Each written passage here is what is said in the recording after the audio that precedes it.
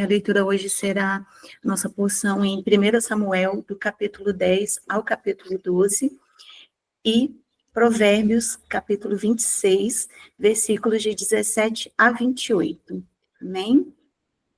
Então Samuel apanhou um jarro de óleo, derramou sobre a cabeça de Saul e o beijou, dizendo: O Senhor o tem ungido como líder da herança dele. Hoje, quando você partir, encontrará 2 homens perto do túmulo de Raquel, em Zeusa, na fronteira de Benjamim. Eles lhe dirão: as jumentas que você vai procurar já foram encontradas. Agora seu pai deixou de se importar com elas e está preocupado com vocês. Ele está perguntando: como encontrarei meu filho? Então, dali, você prosseguirá para o carvalho de Tabor. 3 homens virão subindo ao santuário de Deus em Betel e encontrarão você ali.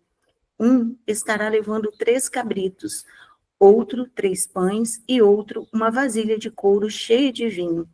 Eles o cumprimentarão e lhe oferecerão 2 pães que você deve aceitar. Depois você irá a Gibeá de Deus, onde há um destacamento filisteu. Ao chegar à cidade, você encontrará um grupo de profetas descendo do altar no monte, tocando liras, tamborins, flautas, harpas, e eles estarão profetizando.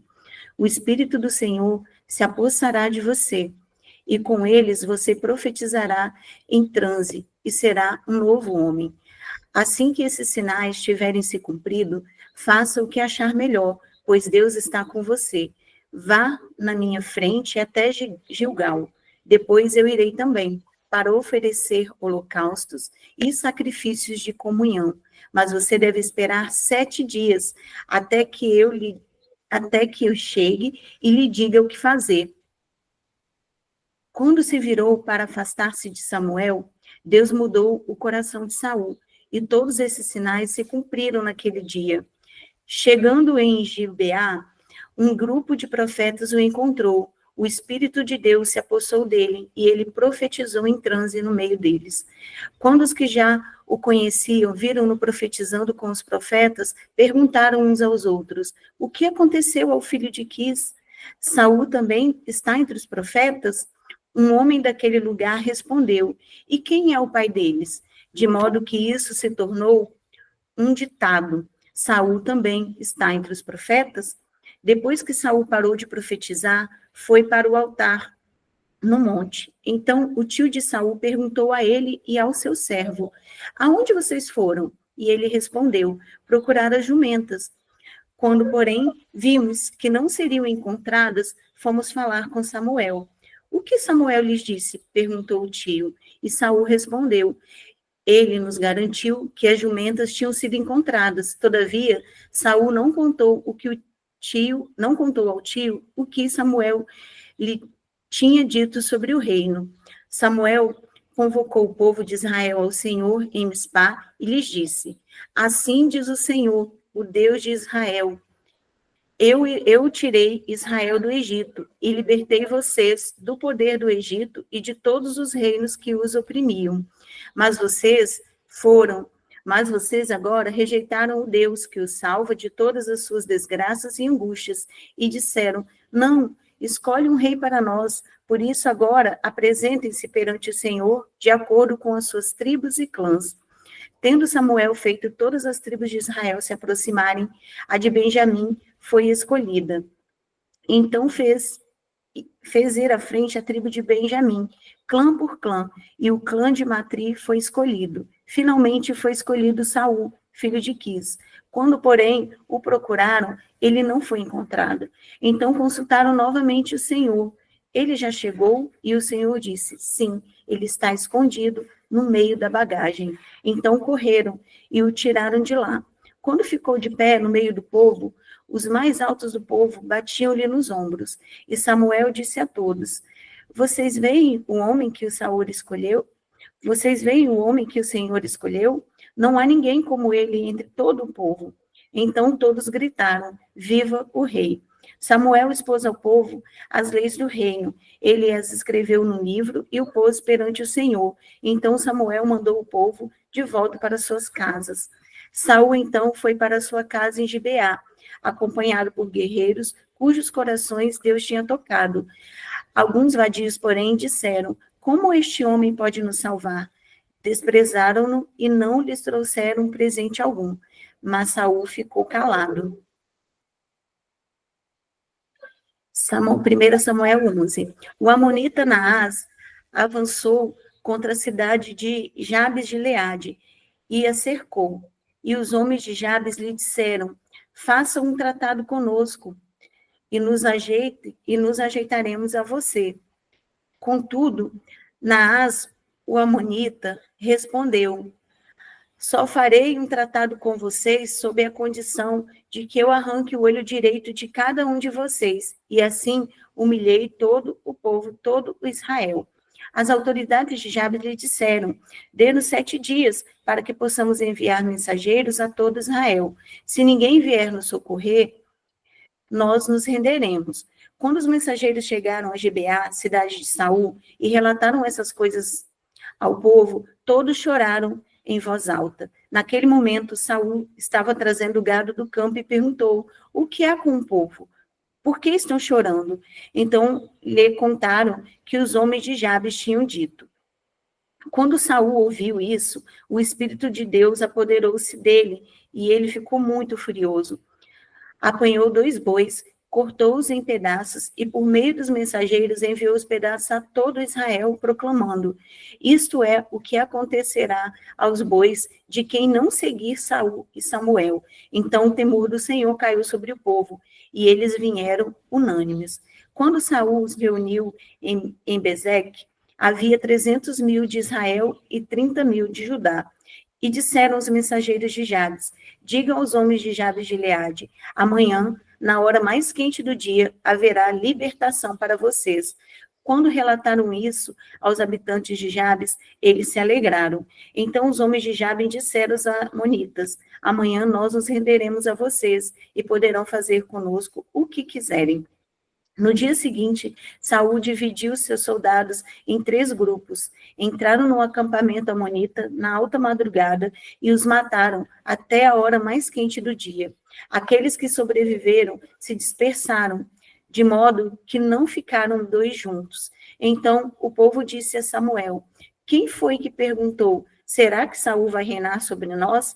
Traga-nos esses homens, e nós os mataremos. Saul, porém, disse: hoje ninguém será morto, pois nesse dia o Senhor trouxe a libertação a Israel. Então Samuel disse ao povo: venham, vamos a Gilgal e reafirmaremos ali o reino. Assim, todo o povo foi a Gilgal e proclamou Saul como rei na presença do Senhor.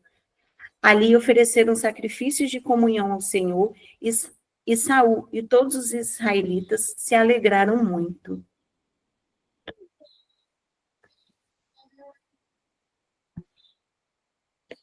1 Samuel 12.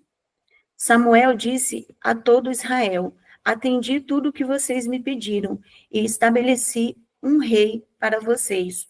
Agora vocês têm um rei que os governará. Quanto a mim, estou velho e de cabelos brancos, e meus filhos estão aqui com vocês. Tenho vivido diante de vocês desde a minha juventude até agora. Aqui estou. Se tomei um boi ou um jumento de alguém, ou se explorei ou oprimi alguém, ou se das mãos de alguém aceitei suborno, fechando os olhos para sua culpa, testemunhem contra mim na presença do Senhor e do seu ungido. Se alguma dessas coisas pratiquei, eu farei restituição. E responderam: você não nos explorou nem nos oprimiu. Você não tirou coisa alguma das mãos de ninguém. Samuel lhes disse: o Senhor é testemunha diante de vocês, e bem como o seu ungido é hoje testemunha de que vocês não encontraram culpa alguma em minhas mãos. E disseram: ele é testemunha. Então Samuel disse ao povo: o Senhor designou Moisés e Arão e tirou os seus antepassados do Egito. Agora, pois, fiquem aqui, porque vou entrar em julgamento com vocês perante o Senhor, com base nos atos justos realizados pelo Senhor em favor de vocês e de seus antepassados. Depois que Jacó entrou no Egito, eles clamaram ao Senhor, e ele enviou Moisés e Arão para tirar os seus antepassados do Egito e os estabelecer neste lugar. Seus antepassados, porém, se esqueceram do Senhor seu Deus. Então ele os vendeu a Císera, o comandante do exército de Azor, e aos filisteus e ao rei de Moabe, que lutaram contra eles. Eles clamaram ao Senhor, dizendo: pecamos, abandonando o Senhor e prestando culto aos Balaíns e aos postes sagrados. Agora, porém, liberta-nos das mãos dos nossos inimigos e nós prestaremos culto a ti. Então o Senhor enviou Jerubaal, Baraque, Jefté e Samuel, e os libertou das mãos dos inimigos que os rodeavam, de modo que vocês viveram em segurança.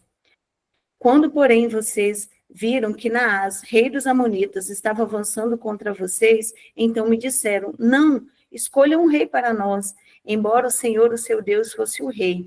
Agora aqui está o rei que vocês escolheram. Aquele que vocês pediram, o Senhor deu um rei a vocês. Se vocês temerem, servirem e obedecerem ao Senhor, e não se rebelarem contra suas ordens, e se vocês e o rei, que reinar sobre vocês, seguirem o Senhor, o seu Deus, tudo lhes irá bem. Todavia, se vocês desobedecerem ao Senhor e se rebelarem contra o seu mandamento, sua mão se oporá a vocês da mesma forma como se opôs aos seus antepassados. Agora, preparem-se para ver esse grande feito que o Senhor vai realizar diante de vocês. Agora não é a época da colheita do trigo? Pedirei ao Senhor que envie trovões e chuva para que vocês reconheçam que fizeram o que o Senhor reprova totalmente quando pediram um rei. Então Samuel clamou ao Senhor, e naquele mesmo dia o Senhor enviou trovões e chuva. E assim todo o povo temeu grandemente o Senhor e Samuel. E todo o povo disse a Samuel: ore ao Senhor seu Deus em favor dos seus servos, para que não morramos, pois a todos os nossos pecados acrescentamos o mal de pedir um rei. E respondeu Samuel: não tenham medo, de fato, vocês fizeram todo esse mal, mas não deixem de seguir o Senhor, antes sirvam o Senhor de todo o coração. Não se desviem para seguir ídolos inúteis, que não têm qualquer proveito, nem podem livrá-los, pois são inúteis. Por causa de seu grande nome, o Senhor não os rejeitará, pois o Senhor teve prazer em torná-los o seu próprio povo. E longe de mim esteja pecar contra o Senhor, deixando de orar por vocês. Também lhes ensinarei o caminho que é bom e direito. Somente temam o Senhor e o sirvam fielmente de todo o coração. E considerem as grandes coisas que eles têm feito por vocês. Todavia, se insistirem em fazer o mal, tanto vocês quanto o seu rei serão destruídos. Provérbios 26, capítulo 17 ao 28. Como alguém que pega pelas orelhas um cão qualquer, assim é quem se mete em discussão alheia. Como o louco que atira brasas, como o louco que atira brasas e flechas mortais, assim é o homem que engana o seu próximo e diz: eu estava só brincando. Sem lenha, a fogueira se apaga, sem o caluniador, morre a contenda. O que o carvão é para as brasas e a lenha para a fogueira, o amigo de brigas é para atiçar discórdias. As palavras do caluniador são como petiscos deliciosos, descem saborosos até o íntimo. Como uma camada de esmalte sobre um vaso de barro, os lábios amistosos podem ocultar um coração mau. Quem odeia, disfarça suas intenções com os lábios, mas no coração abriga a falsidade. Embora sua conversa seja mansa, não acredite nele, pois o seu coração está cheio de maldade. Ele pode fingir e esconder o seu ódio, mas a sua maldade será exposta em público. Quem faz uma cova, nela cairá, e se alguém rola uma pedra, esta rolará de volta sobre ele. A língua mentirosa odeia aqueles a quem fere, e a boca lisonjeira provoca a ruína. Amém. Amém, queridos. Eu fiz algumas anotações aqui sobre provérbios, porque eu achei muito forte, né? Como nós devemos ficar atentos às palavras que a gente ouve, também aquelas palavras que a gente fala, quando fala aqui em Provérbios 26, 18 e 19, como o louco que atira brasa e flechas mortais, Assim é o homem que engana o seu próximo e diz, eu estava só brincando. Né? Quantas vezes eu já ouvi muito isso, né? Não, estava só brincando. E a gente esquece que palavras ferem, né? Brincadeiras são destrutivas e são como setas venenosas algumas brincadeiras. E a gente precisa ficar atenta que algumas brincadeiras, né, gospel, vamos dizer assim, na verdade, o intuito é de ridicularizar e desestabilizar algumas pessoas, né? A gente tem que entender que pessoas são frágeis, algumas aceitam, algumas gostam, outras não gostam. Então, o Espírito nos ensina, o Espírito do Senhor nos ensina a discernir também o que está por trás daquilo ali, daquela fala, né? E nem toda piada, nem toda brincadeira, ela traz algo, né? Algumas são estratégias para desestabilizar. No versículo 20, fala, sem lenha a fogueira se apaga, sem o caluniador morre a contenda. Então, isso fala muito de Lashon Hará. Quando alguém vem falar alguma coisa de alguém, se você não alimenta, né, se você não bota mais fogo, mais lenha no fogo, aquilo ali vai morrer ali, né? Então, a língua maldizente, ela é o combustível para intrigas e confusões, né? A gente não precisa apagar o incêndio, a gente só não precisa colocar mais lenha no fogo. Isso acontece muito em todos os lugares, não é só dentro da igreja, mas aonde a gente estiver, né? Que a gente tenha esse cuidado, essa delicadeza de não botar lenha no fogo. Lá no versículo 23, fala, como uma camada de esmalte sobre o vaso de barro, os lábios amistosos podem ocultar um coração mau. Olha isso, queridos, um coração enganoso, mas os lábios, a fala é delicada, a fala é bonita, mas o coração é enganoso. E isso é uma armadilha.